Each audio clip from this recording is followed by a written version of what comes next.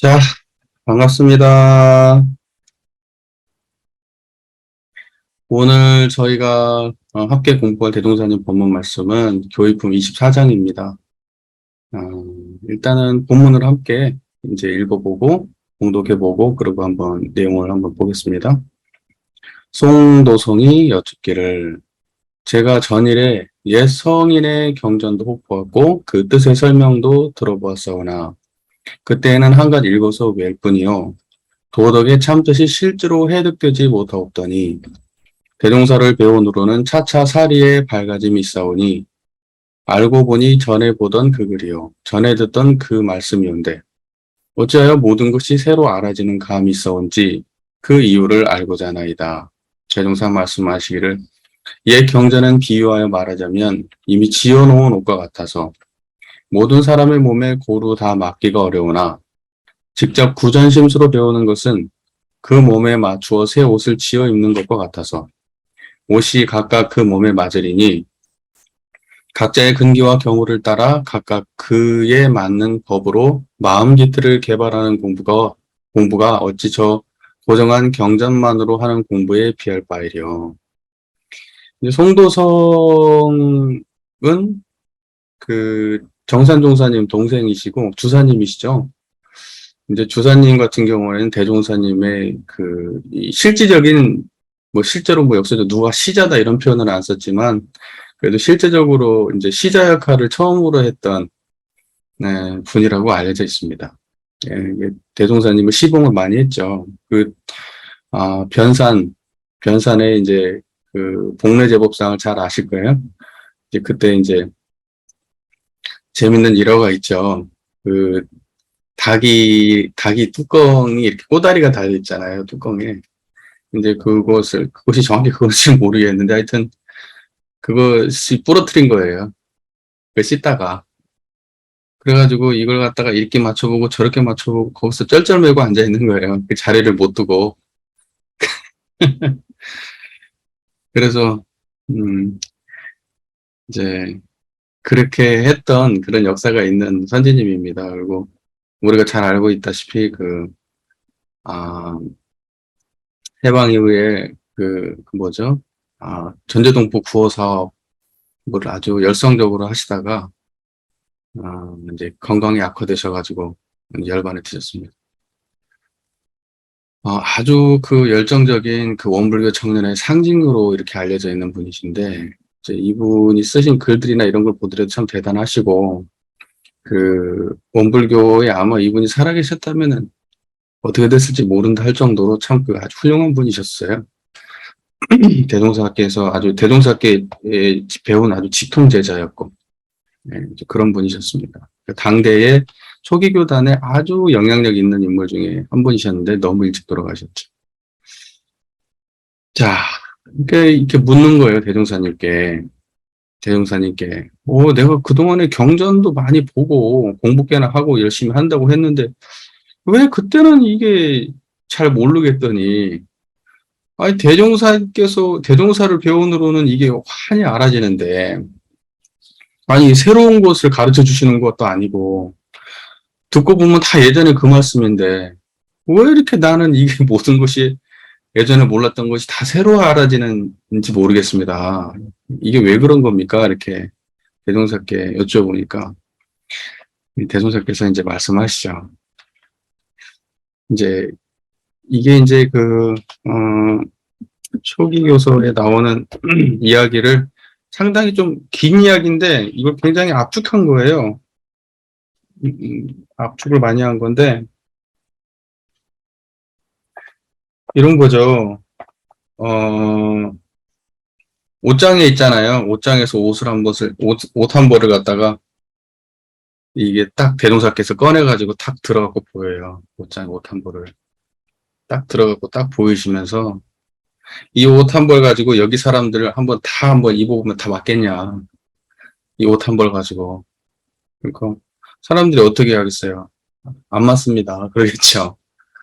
아무 옷이나 하나 딱 꺼내들더니 여기 다 키가 다르고 등치가 다르고 다 다른데 남녀가 다르고 한데 옷 한 벌을 갖다가 딱 꺼내 드시더니 이걸로 여기 사람들을 다 입으면 다 맞겠느냐 이렇게 말씀하시는데 안 맞잖아요.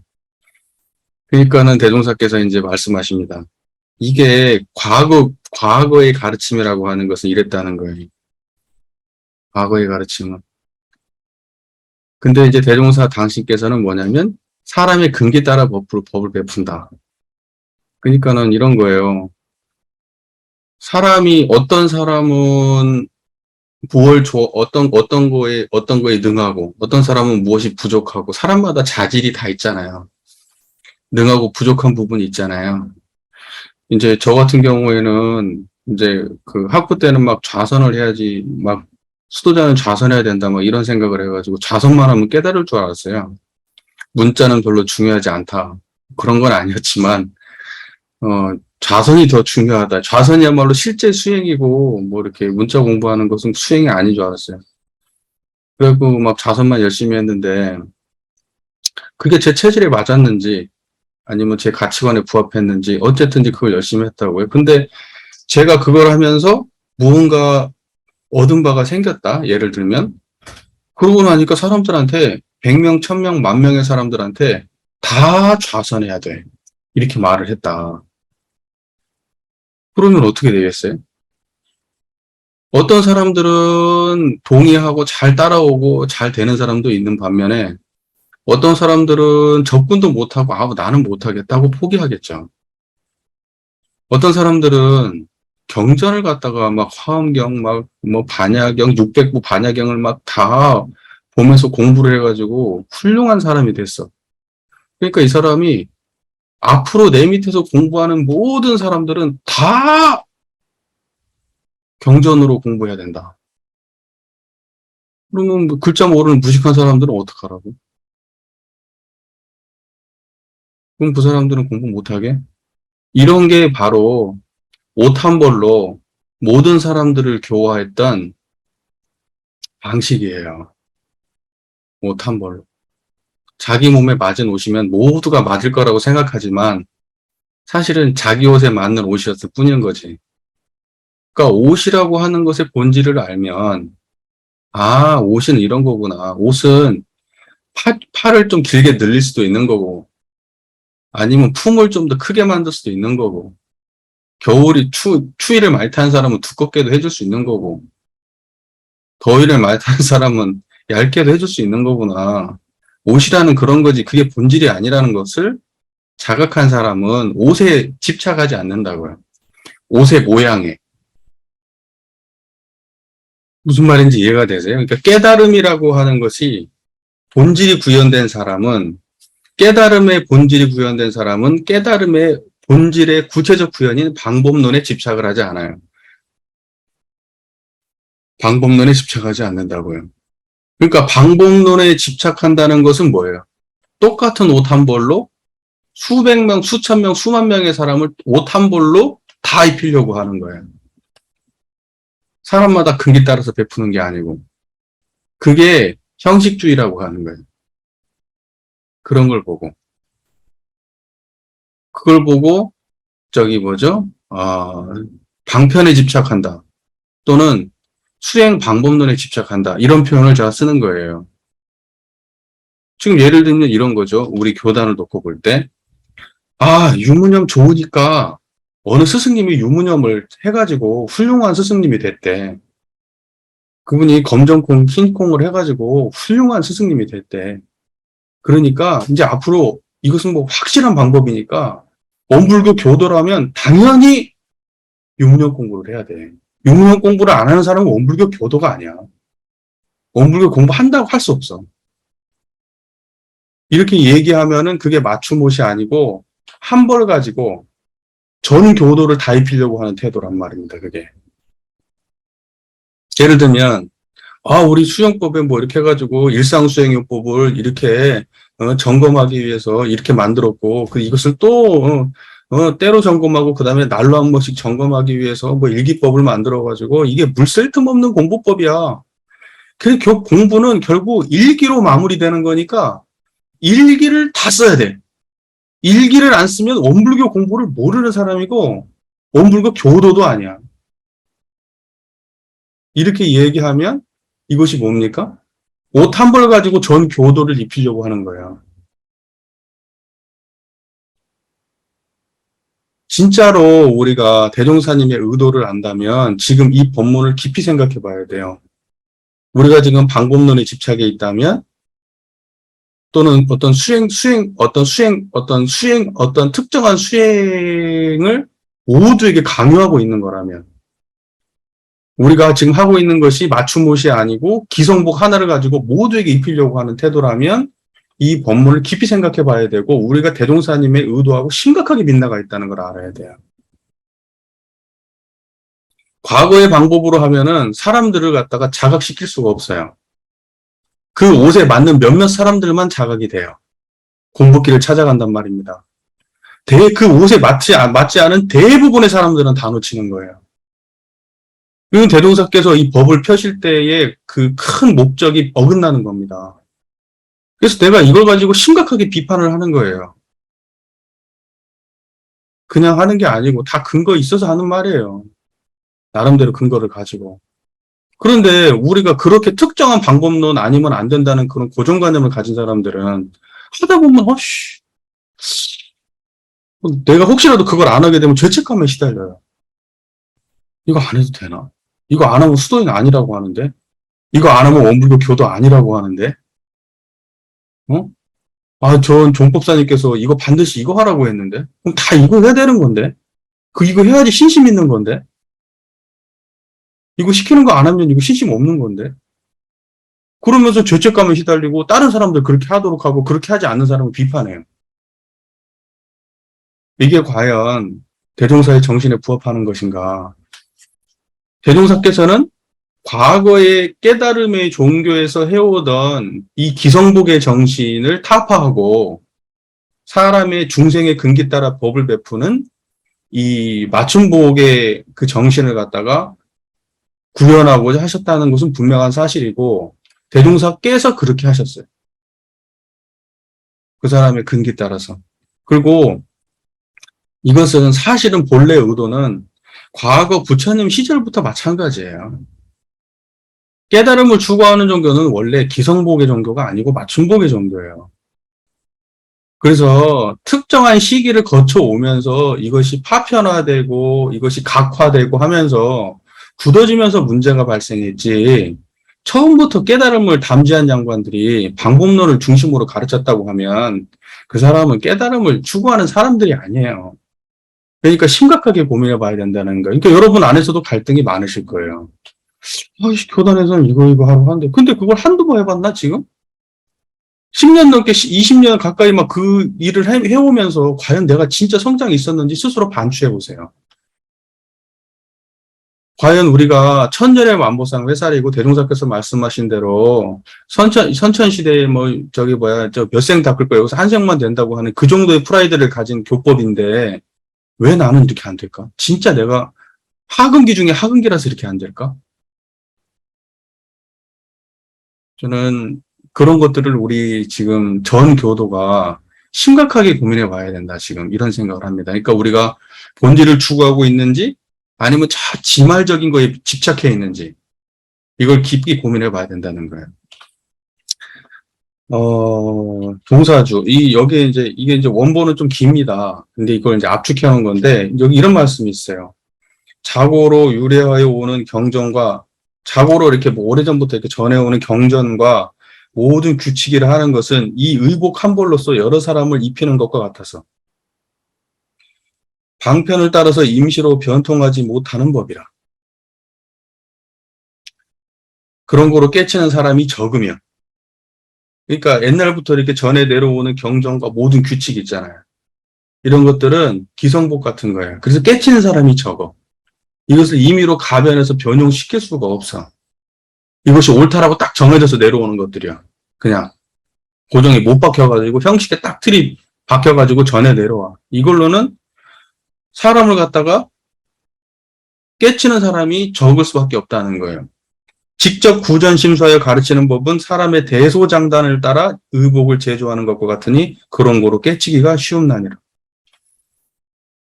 하시고 이어 말씀하시되 성인의 흉 중에는 이게 성인의 흉이라는 것은 성인의 그 가슴 또는 뭐 가슴 흉인데 이것은 도량, 성인의 깨달은 자리 이렇게 해석하면 돼요.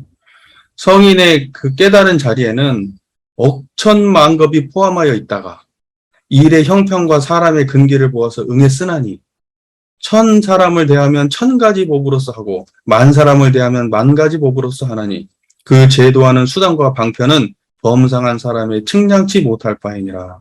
송도성 수필입니다. 원기 18년. 자, 보세요. 본래 그 교육품 24장의 본래 의도는 확실히 아시겠죠? 그러니까는 우리는 과거 전통에 한정돼가지고 법을 베푸는 교단이 아니에요. 대종사는 그렇게 안 하셨어요. 깨달음이라고 하는 당신의 큰 그릇 안에서 어떤 것이 오더라도 거기서 그 수기응변해가지고 사람의 근기 따라 옷을 제조해가지고 그 사람한테 입히셨다고요. 우리도 그렇게 해야 돼. 근데 왜 우리는 그렇게 못할까 생각해보면, 과연 우리한테 진짜로 여기 표현하는 말씀대로 따지면 성인의 흉중, 성인의 그 깨달은 자리가, 성인의 마음 자리가 우리한테 먼저 담지되어 있는 것을 돌이켜봐야 돼. 성인의, 그러니까 이것은 뭐 성인의 흉중이라는 말은 다른 말로 따지면 재불재성의 시민이라는 뜻하고 같은 의미의 말이에요. 그러니까는 뭐냐면 우리가 진짜로 이론상의 진리를 깨달았는 거 생각해 봐야 된다고. 이론상의 진리에 대해서 확실한 깨달음이 있다면 왜 우리가 방법론에 집착하겠냐고요. 그냥 바로 그 자리에서 깨치게 도와주면 되고 그 사람 근기 따라서 부족한 대로 팔이 길면 팔이 길게 만들어주고 짧으면 짧게 만들어서 옷을 입혀주면 될 것을 왜 똑같은 옷 한 벌로 전체를 입히려고 드냐고요. 무슨 말인지 이해가 잘 되시잖아요. 사람들하고 대화를 해보면 그래요. 공부에 대해서 이렇게 얘기를 나눠보면 집착해 있는 부분들이 있고 견해가 다른 부분들이 있어요. 아는 사람들은 그것을 바로 딱 캐치해서 이것이 이거구나. 이것은 이렇게 잘못됐습니다. 이것은 이렇게 해야 됩니다. 저 사람은 저쪽이 많이 부족하니까 이걸 해야 되겠구나. 그걸 알아요. 왜 알아요? 기준이 있으니까요. 기준이 있거든요. 그러니까 우리가 어디로 가야 되는지 목적지가 분명하거든요. 그래서 저기가 원래 남쪽으로 가야 되는데 저 사람은 동남쪽이네? 그러면 틀어졌다는 걸 알아요. 그런데 기준이 없는 사람은 뭐예요? 기준이 없는 사람은 그걸 알 수가 없어요. 그러니까 항상 뭐만 하면 되냐면 차 타고 가. 차가 빠르대. 방향은 모르고. 비행기 타고 가. 비행기가 생각보다 안전하대. 아니야. 걸어가는 게 최고야. 방법론만 얘기해. 방법만. 방향이 어딘지는 정확히 못 가르쳐주고. 야, 비행기 타든 배를 타든 오토바이를 타든 걸어가든 그 방법이 중요한 게 아니고 지금 남쪽으로 가야 돼. 너 지금 동쪽으로 가고 있잖아. 너 거기 배를 타고 그 방법이 아무리 좋아. 좌선이 아무리 좋아도 야, 동쪽으로 가면 소용없어. 우리가 하고 있는 짓이라고 표현할게. 우리가 하고 있는 짓이 딱 그거야. 모든 사람들한테 좋은 방편만 제공해요. 내가 배를 타고 가니까 좋더라. 모든 사람들이 배 타면 다 좋을 거야. 야, 배 타. 야, 배 안 타면 우리 식구 아니야. 오토바이 타고 가는 놈은 우리 식구 아니야. 배 타야 돼. 근데 어디로 가는지를 몰라. 좌선 열심히 하지. 근데 좌선 열심히 하시는 분한테 물어보세요. 우리가 좌선에 이렇게 돼 있죠. 원불교 좌선은 식망현진, 수승화강. 식망현진, 망념을 쉬고 진성을 나타낸다. 진성이 뭐예요? 한번 물어보세요. 진성이 뭐냐고 한번 물어보시라고요. 만약에 우리가 진성을 나타낼 수 없다면 방법론이 뭔 소용이겠어요? 앉아갖고 뻘짓 하는 거지. 그러니까 수십 년을 공부를 해도 건드리면 화가 팍팍 나오는 거예요. 마음에 안정감이 없는 거예요. 왜? 진성을 양성을 안 하고 망념을 양성을 했거든. 편안함만 추구하고 행복감만 추구했거든. 편안함과 행복감이 깨지면 화가 나요. 왜? 이건 진성이 아니었거든. 진성은 안 깨지는 거거든요. 진성은 편안함에도 물들지 않는 거거든. 근데 편안함에 자기를 물들였어. 고요함에 자기를 물들였어. 그러면 이게 공부 제대로 한 게 아니란 말이에요. 남쪽으로 가야 되는데 동쪽으로만 계속 간 거라고. 그래갖고 동쪽으로 가놓고 자기가 서 있는 데가 옳다고 전부 다 좌선해야 된다고 얘기하는 거예요. 그리고 편안하게 해야 된다고. 이런 거예요. 이런 거라고. 일기를 열심히 썼어요. 수십 년을 썼어요. 감각 감상을 열심히 했는데 대소형 위치가 밝아지는 정도가 되면 대소형 위치가 밝아졌냐? 대소형 위치가 안 밝아져. 대소형 위치가 뭔 말인지도 몰라. 대가 무슨 말이에요? 그럼 대가 무슨 말인지도 몰라. 근데 그 대가 무슨 말인지도 모르는 공부를 수십 년을 했네?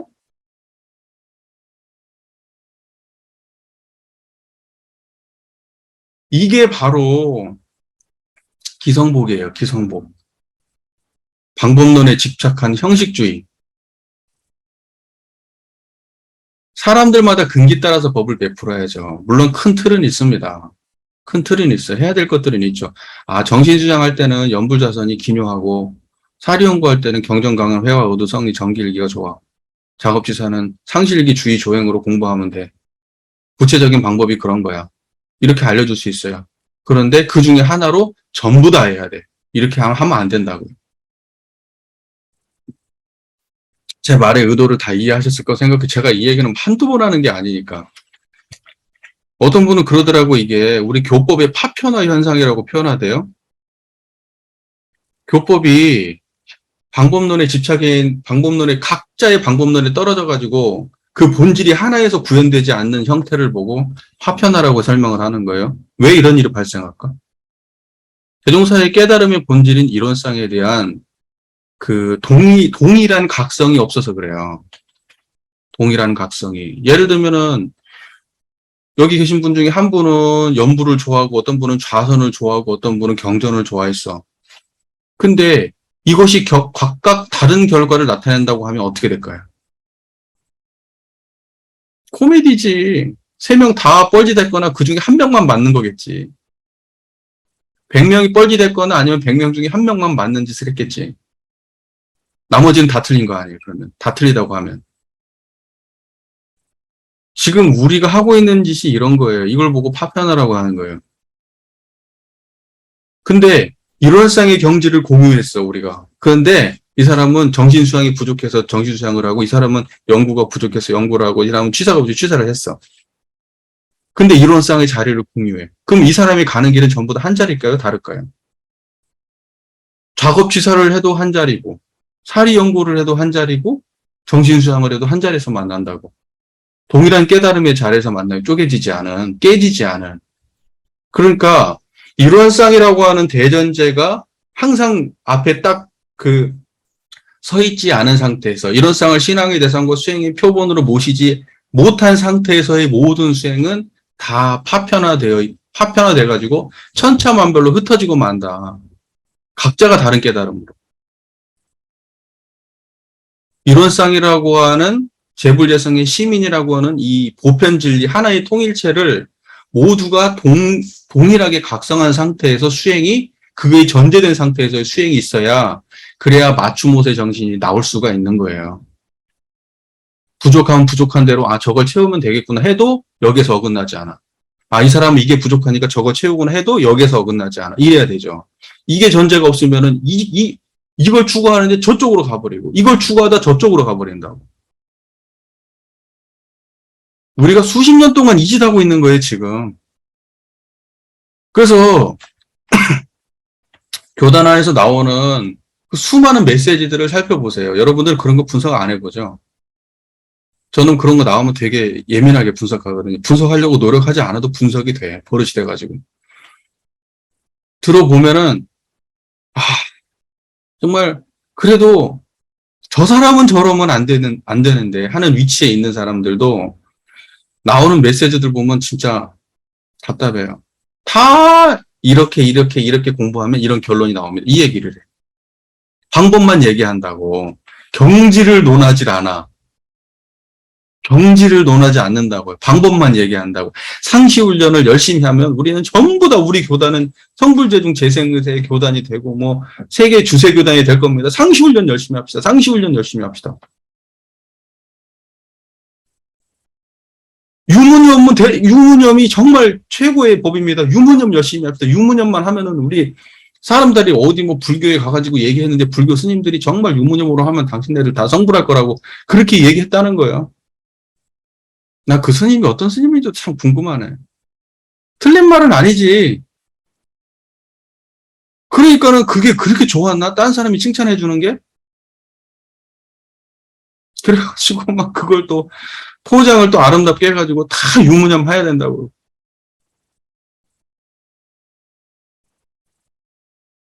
여기서 분명하게 얘기합니다. 방법론은 잘못된 게 없어요. 하지만 이론상이 전제되지 않은 방법론은 잘못된 거예요. 대동사께서 다 방법론에 대해서 그렇게 다양하게 해주신 이야기는 뭐냐면, 야, 이렇게 있으니까 사람들한테 요거 조합해가지고 잘 알려줘. 특정한 데 집착하지 말고. 이렇게 해석할 수 있지 않나요? 야, 정신수양 방법이 꼭 좌선만 하는 거 아니야. 연불도 있고 좌선도 있고. 물론 여기는 이렇게 돼 있지만 연불, 좌선 두 개만 해놓은 것만 봐도 알잖아요. 본질이 정신만 수양하면 되니까 열린 자세로 사람들마다 야, 몸이 안 좋아서 앉아있는 것도 힘든 사람한테는 누워서 선하고 알려야지.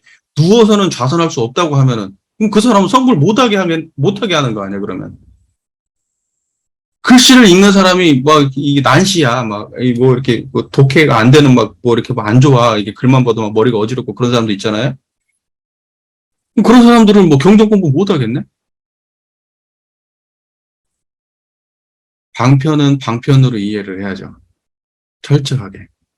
그래서 대종사께서 그렇게 여러 가지를 내놓으셨을 때는 그 태도가 열린 태도잖아요.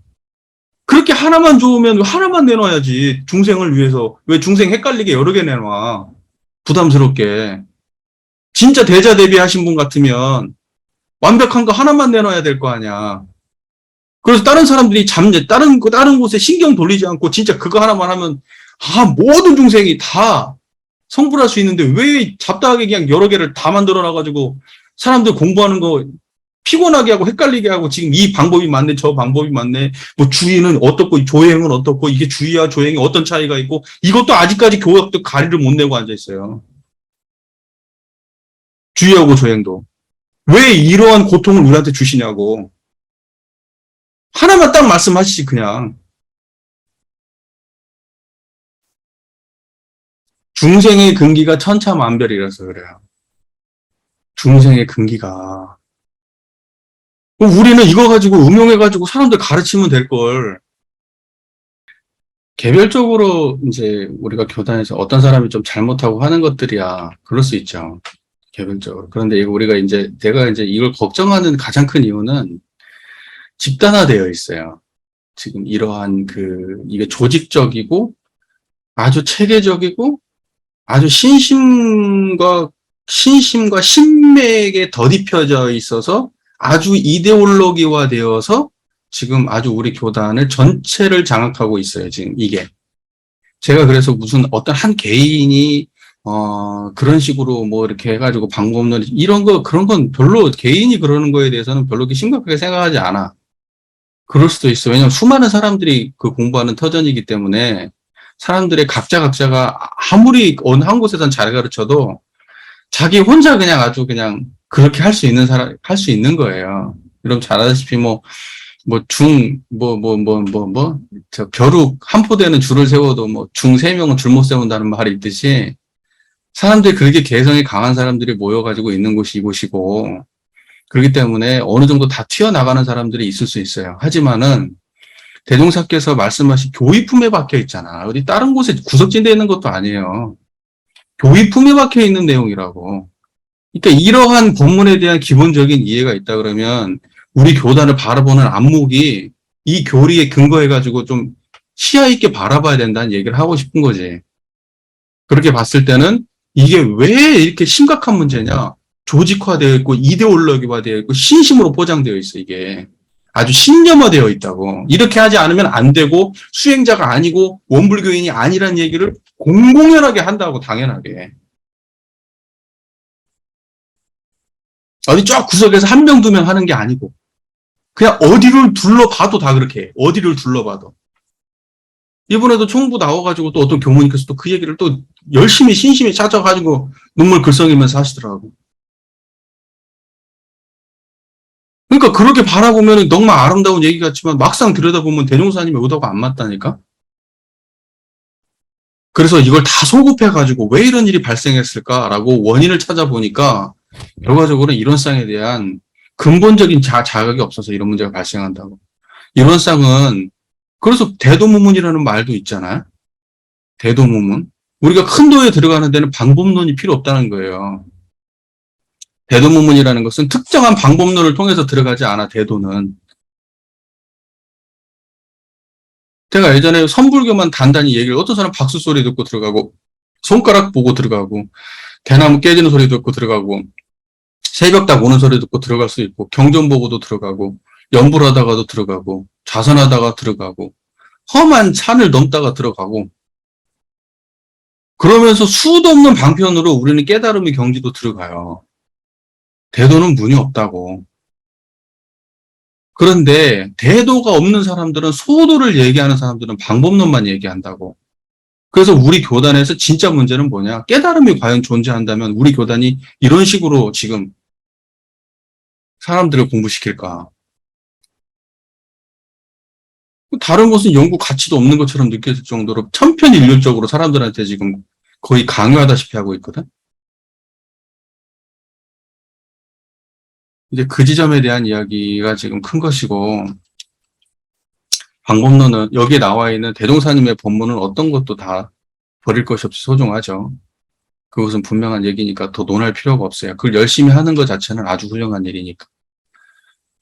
그러니까 그것은 우리가 아주 열심히 해야지. 그건 더 말할 것도 없지. 다만 이제 잘못된 방법론으로 열심히 하고 있다는 거, 그리고 그렇지 않은 사람들을 그 기준에 맞춰가지고 또 비판하고 있어서 그 반대의 세력들을 갖다가 우리도 모르는 가운데에 배척하고 있다는 거.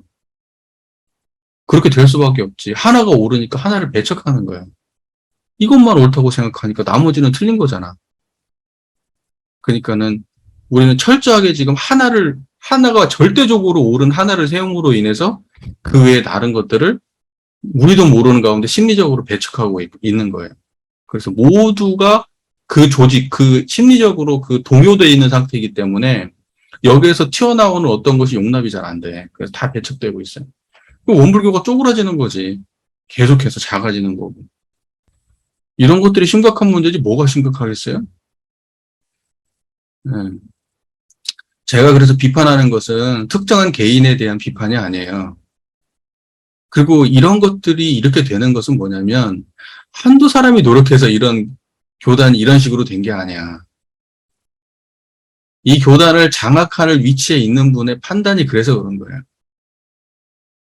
그것도 신맥이라고 포장해가지고 그걸 지켜야 된다라고 하는 그런, 그러니까 나는 이게 분별성과 주착심의 신성화라고 저는 보거든요. 분별성과 주착심의 그것에 신성화된 거예요, 그게. 교조화. 분별성과 주착심의 교조화. 교조주의라는 게 막상 어느 정도 들어가 보면 사람들이 정확히는 모르지만 자기가 옳은 건 확실해. 물어보면은 논리적으로 대답은 못 하겠는데 내면으로는 어떤 신성으로 무장되어 있어. 신앙심으로. 기독교인들이 똑같은 거예요. 하나님 어디 있어? 라고 물어보면 하나님 봤어? 아니 못 봤는데. 근데 하나님 분명히 있어. 하나님은 보이시는 분이 아니고 우리한테 그렇게 그런 식으로 나타나는 분은 아니야. 그 분명히 있다고. 넌 몰라서 그래. 너는 신심이 없으니까. 조금만 더 물어보고 대답해 보려고 해도 더 들어갈 수가 없어. 왜? 얘는 다른 게 다 필요 없어. 그냥 믿는 거야. 이걸 교조주의라고 하고 영어로는 아마 도그마티즘이라고 하는 것 같아요. 근데 생각해 보세요. 특정한 방법론이 우리 교단에 이것이 신성의 맥이라고 모든 사람들이 집착해 있다면 이것이 그러니까 성스러움을 포장한 분별성과 주착심이란 말입니다, 이게. 이런 게 자각이 안 돼. 그러니까는 이런 게 자각이 안 되면 안 되기 때문에 지금 이렇게 가는 거예요. 그러니까 이게 신성화, 어떠한 특정한 방법론이 거기에 어떤 신성화되고 이제 그 갑옷, 신성화, 거기 신성이라는 갑옷을 딱 입고 오름이라는 갑옷을 딱 입는 순간에 이건 거의 뭐 천하무적이죠. 예, 논리적으로는 격파할 수 없어요. 거의 뭐 불가능에 가까워요. 지금 현재 우리 교단이 이게 방법론에 집착했다는 이 말 자체를 이해를 못해. 이게 무슨 말인지를 이해를 못한다고. 여기 계신 분들은 제가 이걸 굉장히 오랫동안 진지하게 떠들으니까 이렇게 알지. 제가 만약에 이 관련된 글을 써가지고 올렸다고 하면 사람들이 이해할 것 같아요? 이해를 못해. 이게 무슨 말인지를 모른다고, 이게 지금 이 자체가. 정말 걱정해요. 정말 걱정이라고. 이거 조금만이라도 아는 사람들이 볼 때는 심각한 문제예요, 지금. 마음 기틀이라고 하는 것은 그 마음의 바탕인 자리를 말하는 거예요. 여러분. 그 마음 기틀을 개발하는 공부라고 하는 것은 결과적으로 이런상을 개발하는 공부죠. 무슨 말인지 그 말 이해되시죠? 복잡하게 생각할 거 하나도 없어요. 어, 그, 우리 원불교 공부라는 게 따지고 보면, 법신불 이론상을 신앙의 대상과 수행의 표본으로 모시고, 이론상을 알고 양성하고 사용하는 공부잖아요. 그게 사실 원불교 공부의 다죠. 그러니까는, 이런 예를 들면, 마음 기틀을 개발한다, 이렇게 얘기하면, 그 마음 기틀이라고 하는 것은, 이게 이론상의 자리, 이것을 마음 기틀이라고 얘기하는구나. 이렇게 그냥 이해하면 돼요.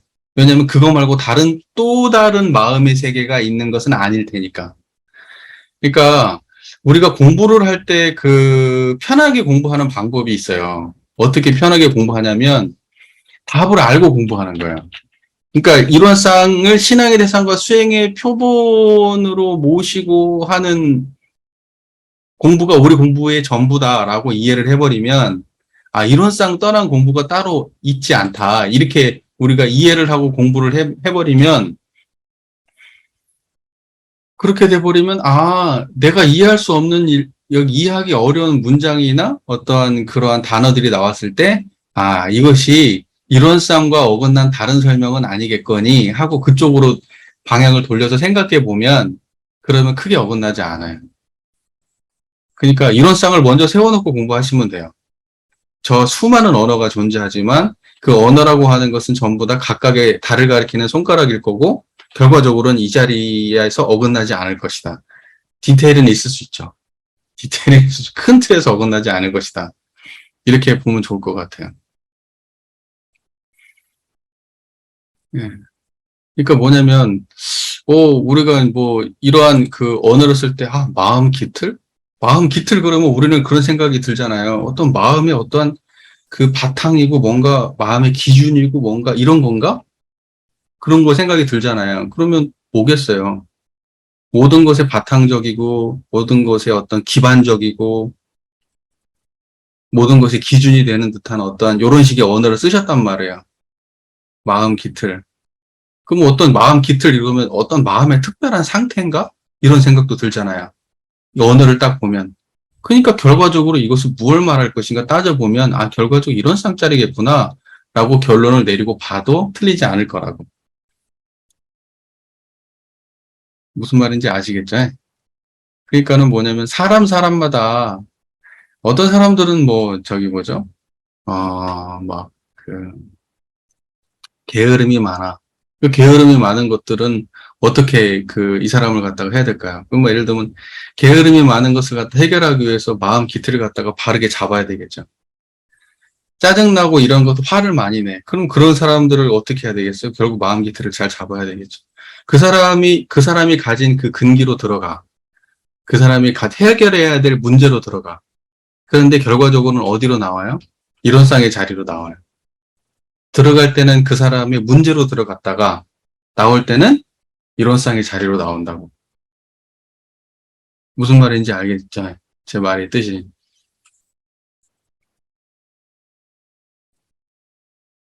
여러분들 뭐 주변에서 많은 사람들하고 상담하고 하겠지만 처음에는 문제의식을 가지고 뭐 상담하잖아요. 그러면 그 문제로 들어가요. 문제로. 근데 그 문제 속에서 헤매이면 안 돼.